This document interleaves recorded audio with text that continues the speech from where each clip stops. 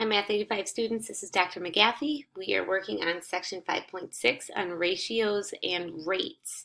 So in this video, we will learn how to write ratios and fractions and to simplify them, and then calculate some unit rates. So a ratio really compares two numbers that are measured with the same type of unit. They're usually written this way, A with a colon, B, and it's read A to B. And it can be written as a fraction by putting the first number in the numerator, second number in the denominator. The easiest way to remember like which number goes where is that with this colon here, put a line, a horizontal line there, and it looks like, again, let me just make it a little bit bigger. If you have a colon, put a line right there and it looks like a division symbol. This is like A divided by B. That's the easiest way for me to remember what goes where. So let's write the following ratios in fraction form and then we'll simplify. So 15 to 27 could be written like this, 15 to 27. So you think of that as the fraction 15 over 27. All right, so I've done the conversion. It's not really a lot to do there. But now I want to simplify this fraction to make it look nice. What factor goes into both 15 and 27? I would say the number 3. So 15 divided by 3 is 5. 27 divided by 3 is 9. So 15 to 27 is the same as 5 over 9. All right, let's do this one. I'm comparing two decimals, 4.8 to 11.2. So again, remember that here's how that looks. 4.82 is like the colon, 11.2. And again, I think of that almost like a division symbol. So I'll write 4.8 divided by 11.2. All right, now the reason this looks strange to us is because we normally don't have decimals as my numerator or denominator in a fraction. So in order to simplify that, I would get rid of the decimal point by moving the decimal the same number of places to the right in both the numerator and denominator. That is like multiply times 10 times 10. 4.8 times 10, that just moves your decimal point over 1. So it gets rid of the decimal point for me. 48 with the decimal point there. You don't have to write the decimal. Over 11.2 times 10 moves the decimal point to the right. So that becomes 48 over 112. All right, now we're not totally done because you can still simplify this further. 48 and 112, well, those are both even numbers. So I know that both can be divided by 2.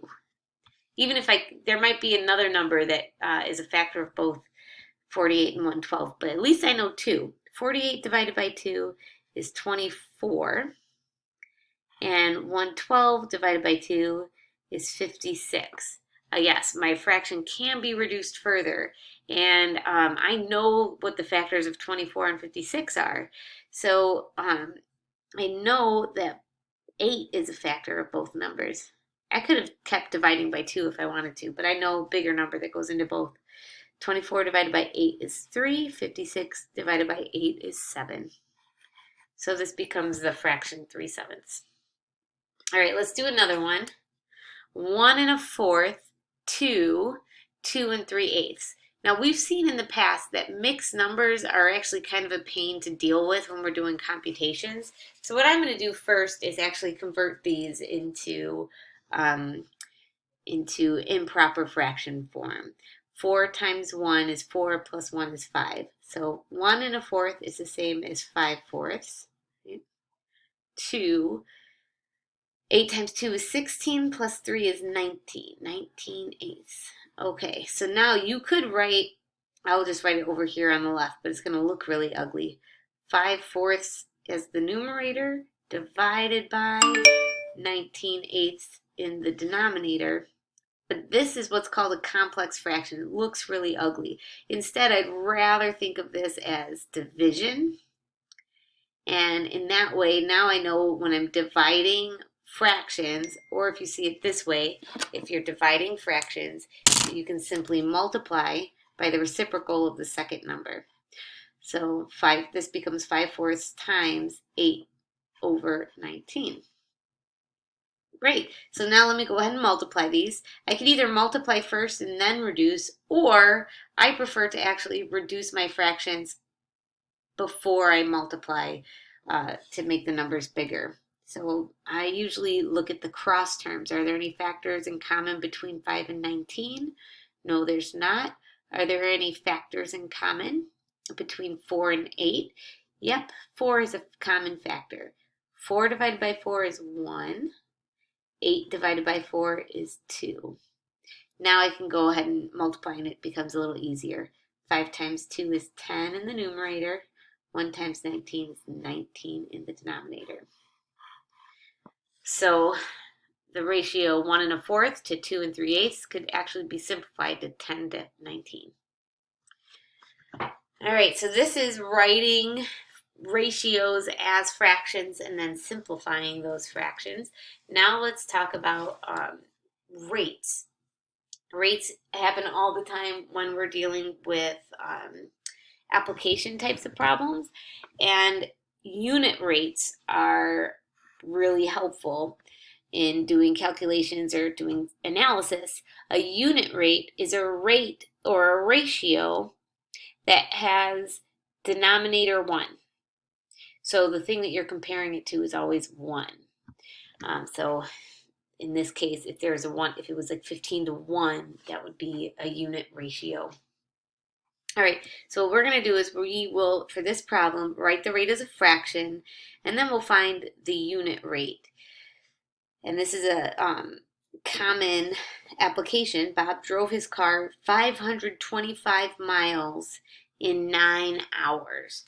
So as a fraction, that's 525 miles for every 9 hours. Right.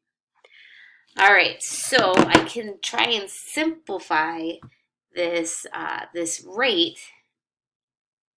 I know that 3 goes into both 525 and 9. 525 divided by 3 is 175.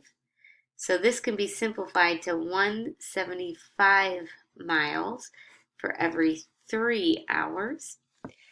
And I don't think it can be simplified further using whole number numerator, whole number denominator. But let's talk about what the units are here. Miles are the units for the numerator. Hours are the units for the denominator. But what we're familiar with is the unit miles per hour, which is the unit for the unit rate associated with this type of problem. So actually, what if we divide both the numerator and denominator by 3, even though I know I'm going to get a fraction?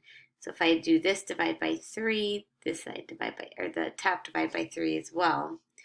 175 divided by 3 gives me this repeating decimal, 58.3. So I'll say approximately 58.3 miles for every 3 divided by 3 is 1 hour. And once you have this written, this is the unit rate. And again, it's a unit rate because the denominator is 1. They're comparing the miles to 1, how many miles in 1 hour. And when you do that, you can use the unit for this fraction to be miles per hour. So 58.3 miles per hour, or this MPH really does stand for miles per hour, telling you that there's 58.3 miles for every 1 hour. So for these problems, go ahead and get started on these, and I've got a few more application problems that we can work through.